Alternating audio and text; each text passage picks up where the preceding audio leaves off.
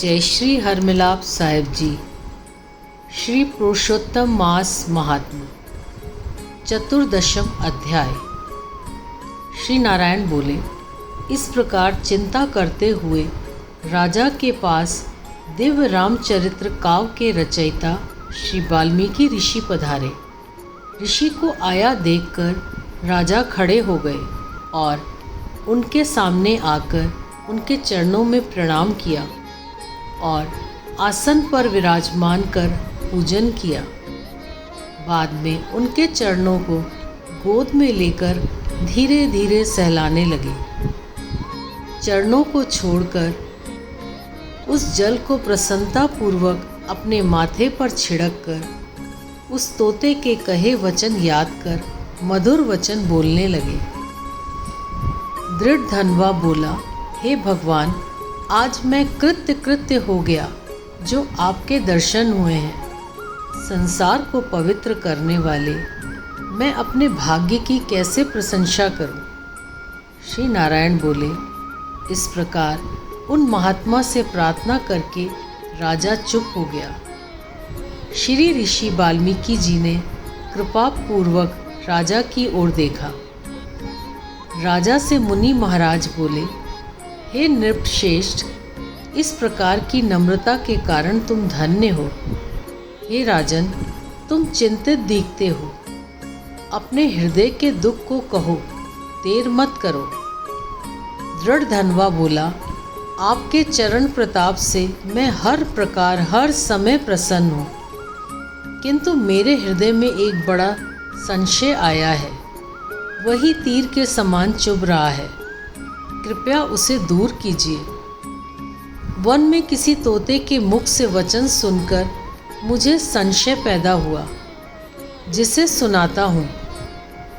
एक बार मैं शिकार खेलने घोर वन में गया हुआ था।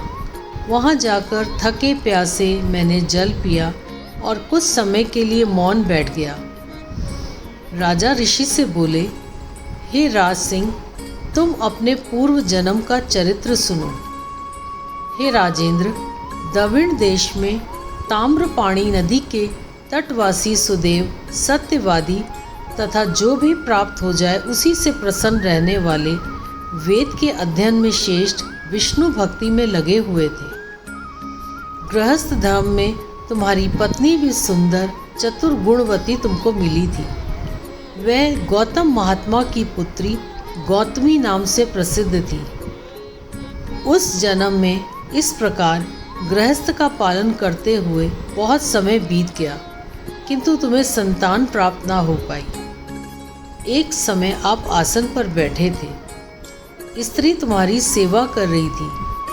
तब तुमने दुखपूर्वक स्त्री से कहा, हे सुंदरी, पुत्र सुख से अधिक संसार में कोई सुख नहीं है। तप दान आदि से प्राप्त पुण्य फल तो दूसरे जन्म में प्राप्त हो जाते हैं, किंतु वशोत्पन्न संपत्ति इस लोक एवं परलोक भी सुखदायी होती है।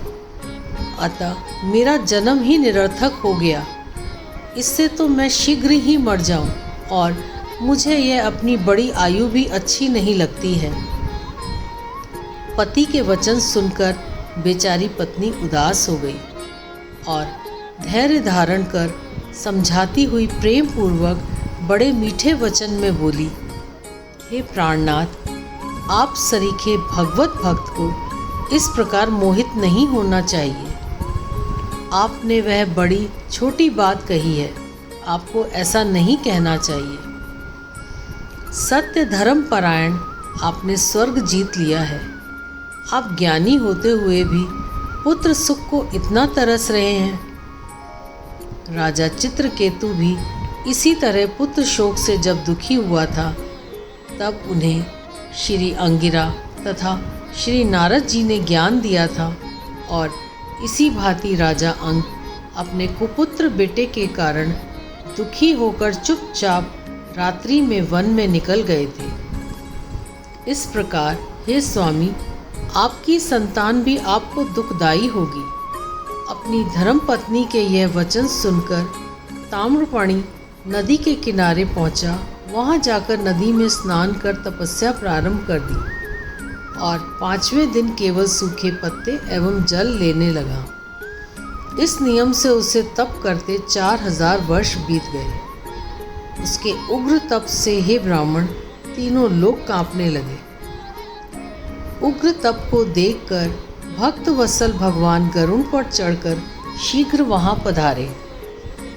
इति श्री पुरुषोत्तम मास महात्म्य चतुर्दश अध्याय। बोलो श्री पुरुषोत्तम मास महात्म्य की जय। श्री सद्गुरुदेव भगवान की जय। जय श्री हरमिलाप साहिब जी।